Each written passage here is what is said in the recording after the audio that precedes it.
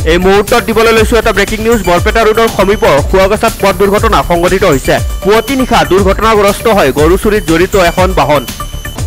দুৰ্ঘটনাৰ পাছত এটা পুখুৰীত পৰে বাহনখন। স্থানীয় ৰাইজ অহাৰ পূৰ্বেই কেইবাটাও চোৰৰ পলায়ন। জব্দ এটা গৰুসহ বাহনখন আটক কৰা হৈছে চালকজনক। ধৃত চালকজনৰ নাম ৰয়েল তালুকদাৰ বুলি জানিব পৰা গৈছে। আৰক্ষীয়ে সোধা পোছা অব্যাহত ৰাখিছে চালকজনক। আমি পুনৰবাৰ জনাইছো বৰপেটা ৰোডৰ সমীপৰ খুৱাগছাত পথ দুৰ্ঘটনা সংঘটিত হৈছে। পুৱতি নিশা দুৰ্ঘটনাগ্ৰস্ত হয় গৰু চুৰিত জড়িত এখন বাহন। দুৰ্ঘটনাৰ পাছত এটা পুখুৰীত পৰে বাহনখন।